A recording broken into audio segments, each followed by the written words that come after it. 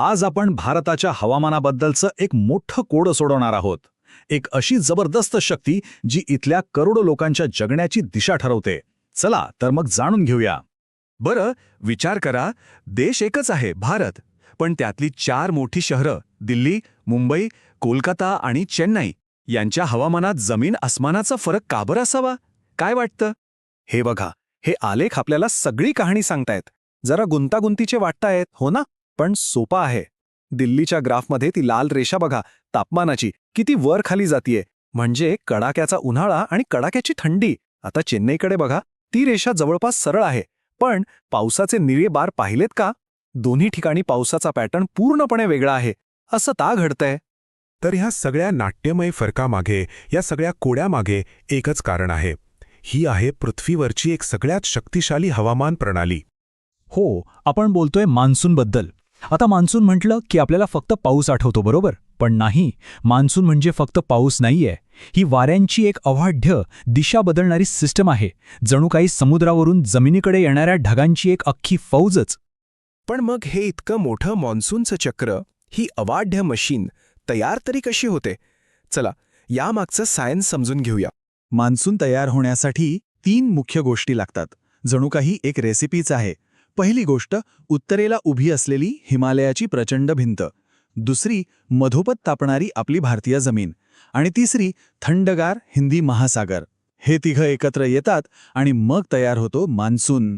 हा नकाशा बघा, असं वाटतं की भारताची भौगोलिक रचना खास मॉन्सूनला जन्म देण्यासाठीच केली आहे. म्हणजे बघा ना, उत्तरेला हिमालय, दक्षिणेला महासागर आणि मध्ये तापणारी जमीन. यापेक्षा परफेक्ट सेटअप असूच शकत नाही. हीच तर आहे मॉन्सूनची खरी प्रयोगशाळा. आता होतं काय की उन्हाळ्यात जमीन समुद्रापेक्षा खूप लवकर आणि जास्त तापते.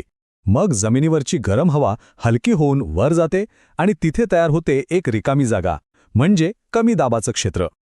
आता निसर्गाचा नियम आहे, रिकामी जागा भरलीच पाहिजे. मग समुद्रावरची थंड, बाष्पानं भरलेली हवा त्या रिकाम्या जागेकडे प्रचंड वेगाने धावते. आणि इथूनच सुरू होतो मान्सूनचा खरा प्रवास. बरं, तर हे बाष्पानं भरलेले वारे आता जमिनीवर तर आले, पण पुढे काय? त्यांचा प्रवास सरळ नसतो. भारतात शिरल्यावर ते 2 मोठ्या फाट्यांमध्ये विभागले जातात. हे जे वारे आहे ते नैऋत्यकडून येतात. नकाशातल्या बाणांकडे बघा, भारतात धडकताच त्यांचे 2 तुकडे होतात. एक फाटा जातो अरबी समुद्रावरून, त्याला म्हणतात अरबी समुद्राची शाखा. आणि दुसरा फाटा जातो बंगालच्या उपसागरावरून. यातली जी पहिली शाखा आहे अरबी समुद्राची, ती पश्चिम किनाऱ्याला लागून वर प्रवास करते आणि थेट जाऊन धडकते सह्याद्रीला, म्हणजे पश्चिम घाटाला.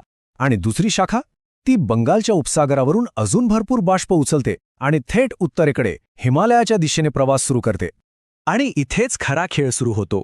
या प्रवासात आडवे येतात प्रचंड पर्वत. जेव्हा हे बाष्पानं भरलेले ढग पश्चिम घाट किंवा हिमालयाला आदळतात, तेव्हा त्यांना वर चढावं लागतं. आणि जितकं वर जाल तितकी हवा थंड होते. मग थंड हवेत बाष्प टिकू शकत नाही. त्याचं रूपांतर होतं पाण्यात आणि मग कोसळतो मुसळधार पाऊस. आणि हा पाऊस म्हणजे काही साधासुद्धा नाही. किती प्रचंड असेल याचा अंदाज आहे? पश्चिम घाट आणि ईशान्य भारतातल्या काही ठिकाणी वर्षाला सरासरी 4000 मिलीमीटरपेक्षा जास्त पाऊस पडतो. म्हणजे विचार करा, या पर्वतांचा प्रभाव किती जबरदस्त आहे. ओके, तर आता आपल्या मूळ कोड्याकडे परत येऊया. आठवतंय? 4 शहरं आणि त्यांचं वेगवेगळं हवामान. आता हे सगळं गणित आपल्या लक्षात येईल. आत्ता बघा कोडं कसं सुटतंय. मुंबईत इतका पाऊस का? कारण अरबी समुद्रावरून आलेली मान्सूनची शाखा थेट पश्चिम घाटाला धडकते. कोलकात्यातही भरपूर पाऊस, कारण बंगालच्या उपसागरावरून येणारी शाखा तिथे पोहोचते. पण दिल्लीचं काय? दिल्लीपर्यंत पोचता पोचता या वाऱ्यांमधली सगळी ताकद, सगळं बाष्प संपलेलं असतं. म्हणून तिथे पाऊस तुलनेने कमी असतो. झालं की नाही कोडं सॉल्व्ह? तर मान्सून म्हणजे आपल्यासाठी एक जीवनरेखा आहे, हे नक्की. शेती, पाणी सगळं काही त्यावरच अवलंबून आहे. पण प्रत्येक नाण्याला 2 बाजू असतात आणि मान्सूनची दुसरी बाजू तितकीच भयावह आहे. ही आहे ती दुसरी बाजू. ही चित्र सगळं काही सांगून जातात. मान्सूनमुळे येणारे पूर, विध्वंस हे सुद्धा तितकंच खरं आहे. म्हणूनच तर मान्सूनला एकाच वेळी जीवनदाता आणि विनाशक असं दोन्ही म्हटलं जातं. चला तर मग या सगळ्या चर्चेचा शेवट करूया आणि सगळ्यात महत्त्वाचा मुद्दा समजून घेऊया. हे एक वाक्य मान्सूनचं सार सांगून जातं. मान्सून ही केवळ एक हवामान घटना नाहीये, ते भारतातील जीवनाचं संघटन करणारं तत्व आहे. याचा अर्थ काय?